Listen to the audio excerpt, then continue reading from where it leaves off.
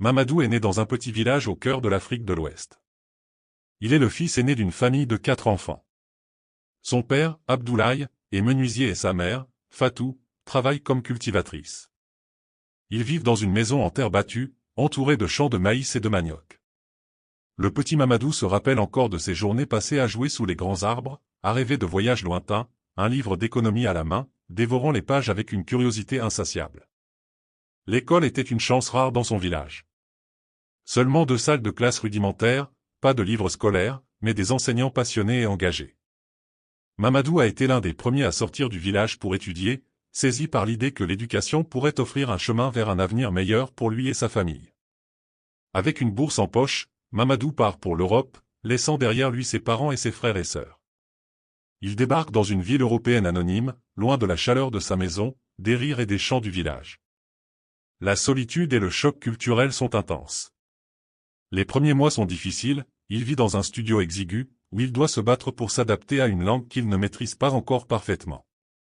Ses journées commencent tôt, à l'aube, avec des petits boulots dans des cafés ou des entrepôts, pour payer son loyer et ses études.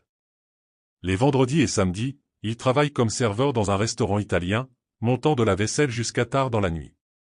Il économise chaque euro pour envoyer de l'argent à sa famille, qui l'attend avec impatience au village. Leur fierté et leur soutien sont ses seuls moteurs. Un jour, alors qu'il est perdu dans ses pensées à la bibliothèque universitaire, il aperçoit Anaïs. Elle est assise à une table voisine, plongée dans ses livres. Elle remarque son accent africain et entame la conversation. Anaïs est une jeune femme européenne, étudiante en sociologie, passionnée par les questions de justice sociale et d'égalité. Elle vient d'une famille traditionnelle, mais son esprit critique et son désir d'explorer le monde l'ont amenée à s'intéresser aux défis mondiaux. Au début, leur relation est principalement basée sur des échanges intellectuels. Mamadou aime son regard curieux et ses questions sur l'Afrique, qui lui rappellent ses propres interrogations sur son avenir. Anaïs l'emmène découvrir la ville, lui fait goûter des plats typiques et l'initie à des débats sur les droits de l'homme et la migration. Leur amitié se transforme en amour. Lorsqu'Anaïs découvre qu'elle est enceinte, Mamadou est aux anges. Ils envisagent de fonder une famille, mais un obstacle majeur se dresse devant eux, son visa étudiant expire dans quelques mois. Le processus pour renouveler le visa de Mamadou s'avère compliqué. Il doit rassembler une montagne de documents, des preuves de revenus, des lettres d'invitation, une preuve de logement stable, des preuves de l'inscription universitaire. Chaque pièce est un combat en soi. Il passe des heures à la préfecture, chaque visite le plongeant dans une bureaucratie labyrinthique. Pendant ce temps, Anaïs continue de travailler à mi-temps pour subvenir à leurs besoins. Elle est enceinte de 7 mois, fatiguée et inquiète. Leur appartement devient un lieu d'attente anxieuse, les papiers s'empilent, les espoirs montent, puis retombent. Mamadou se rend compte qu'il n'est pas seul dans cette bataille.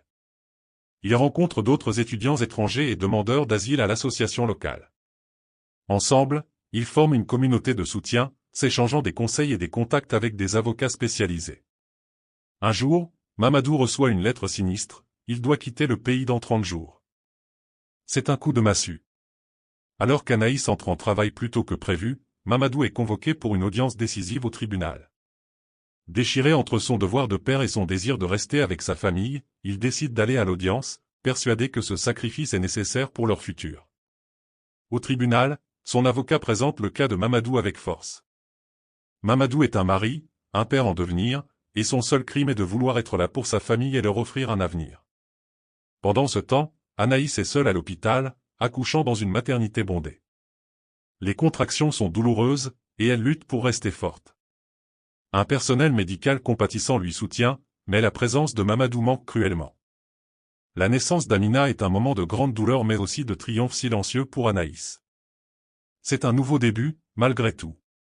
Les jours passent, Mamadou attend fébrilement le verdict de son audience. Entre les rendez-vous avec son avocat, il continue de participer aux réunions de l'association, aidant d'autres migrants à remplir leurs dossiers, traduisant des documents ou organisant des collectes. Ces interactions, bien que souvent angoissantes, lui offrent un certain réconfort et l'espoir qu'il n'est pas seul dans cette lutte. Anaïs, quant à elle, est fatiguée mais ne se laisse pas abattre. Elle puise sa force dans l'amour qu'elle porte à Mamadou et à leur futur enfant.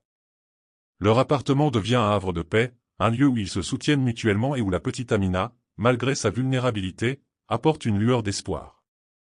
Un matin, Mamadou reçoit la lettre qu'il attendait. Tremblant, il l'ouvre avec Anaïs à ses côtés. Contre toute attente, sa demande est acceptée. Votre demande a été approuvée pour des raisons humanitaires et familiales. Il tombe à genoux, serrant sa fille dans ses bras. Amina, je suis là pour toi. Je ne partirai pas. C'est un soulagement immense pour le couple, mais également une promesse renouvelée, celle de continuer à se battre pour leur famille, pour que les futurs parents n'aient pas à subir les mêmes épreuves. Avec son statut régularisé, Mamadou reprend un emploi et travaille dur pour rembourser la dette accumulée pendant les mois difficiles. Il rêve maintenant d'ouvrir une association pour aider les familles migrantes. Il devient un défenseur actif des droits des étrangers, partageant son histoire dans des conférences et dans les médias. Amina grandit dans un foyer rempli d'amour et d'espoir. Mamadou et Anaïs lui enseignent la valeur du courage et de la persévérance. Il lui rappelle toujours. Tu es né d'un combat, mais aussi d'un immense amour. L'histoire de Mamadou est celle d'un père prêt à tout pour sa famille, d'un homme qui a transformé ses épreuves en force et en espoir pour les autres.